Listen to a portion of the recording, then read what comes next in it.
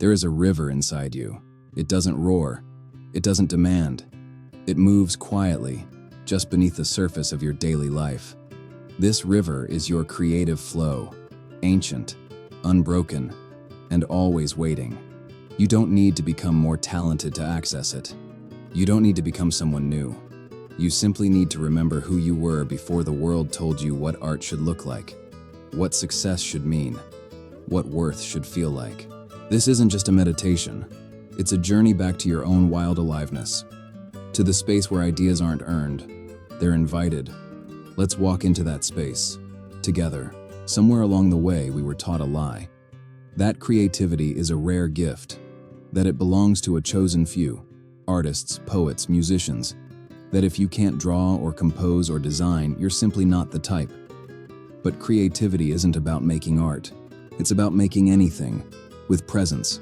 It's how you solve problems, how you arrange your day, how you speak with love.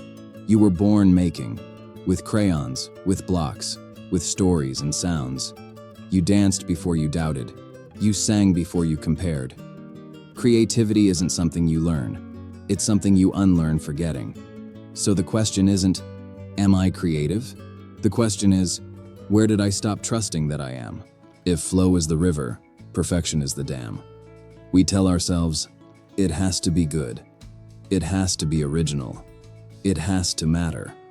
And before we make a single mark, we're paralyzed by standards we never agreed to. But creativity was never meant to be judged. It was meant to be lived. In nature, nothing apologizes for how it grows. A crooked tree doesn't hide its shape. A bird doesn't rehearse its song.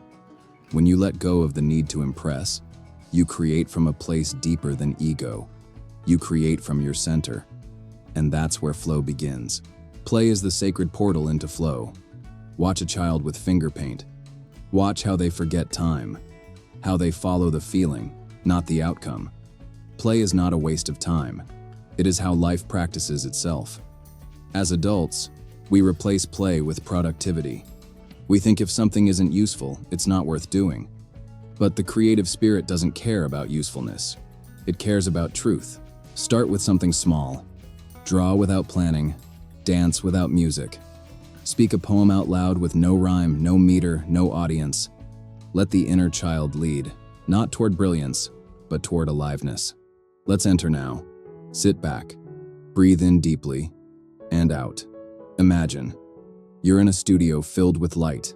On the walls, empty canvases. In the air, silence and possibility. You approach a blank canvas. In your hand, color, sound, movement. You don't know what you'll make, but you feel ready. The first stroke is small. A line, a shape, a word. You don't judge it. You follow it. And suddenly, it leads to another, then another. You are not thinking. You are responding. You are not performing. You are listening. This is flow. In creativity, mistakes are not detours. They are directions. The blotch on the page becomes the shadow in the sky. The missed word becomes a new metaphor. The awkward pause becomes the breath you needed. Mistakes are not failures. They are invitations to explore. What if your worst idea is just your best idea in disguise? What if everything that goes wrong is simply a crack, where light gets in? When you stop needing to be right, you start needing to be real. And real is where the magic lives. Creativity is not a switch. It's a relationship. And like any relationship, it thrives on ritual. Start with time. Give your creativity a place on the calendar. Even 10 minutes. Even 3. Add space. Create a corner that feels safe to be wild. A desk, a window, a notebook. Add invitation, light a candle. Put on a song. Speak aloud. I'm here. The muse isn't mythical. She is loyal, and she returns where she feels welcome. Creativity doesn't start in the brain. It starts in the body. When you're stuck, move, walk, stretch, shake, breathe. Let your limbs remember the rhythm of flow. Let your senses lead the way. Taste something new. Watch the sky shift. Feel fabric against your skin. The body is a tuning fork. When you align with its vibrations, ideas arrive uninvited. In the age of algorithms, it's easy to forget. Art is not a competition. Someone else's masterpiece doesn't diminish your voice. It reminds you that expression is infinite. When you see work that moves you, don't shrink. Let it pull you closer. Let it remind you that you too can speak. Comparison is a thief. Connection is a gift. And connection, to others, to self, to source, is the ultimate flow. Why create at all?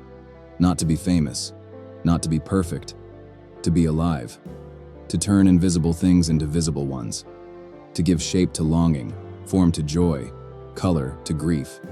Each time you make something honest, you say, I exist, I matter, this moment is real, and someone, somewhere, hears that, feels less alone because of it. Art isn't the end product. Art is the trail, the echo of your courage to be here, now, fully. Flow doesn't come from effort. It comes from surrender. It doesn't respond to demands. It responds to invitation. And it doesn't require hours.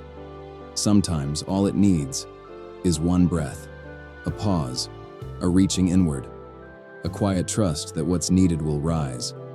Flow is not somewhere you go. It's something you return to, and it never left. If you remember only one thing, let it be this. You were never disconnected from creativity. You were just distracted. You don't need more technique. You don't need more time. You need permission to begin. You are a vessel, a conduit, a light through which ideas pass. Let the light move. Let the current carry you. Let the work find you. Today, create something without reason. A sound, a scribble, a sentence. Not for an audience, not for a goal, just to remember the joy of aliveness. Then comment below. Today, I created. Let the act of sharing be a ripple, calling someone else back into the river. Until then, stay open, stay playful, stay creating.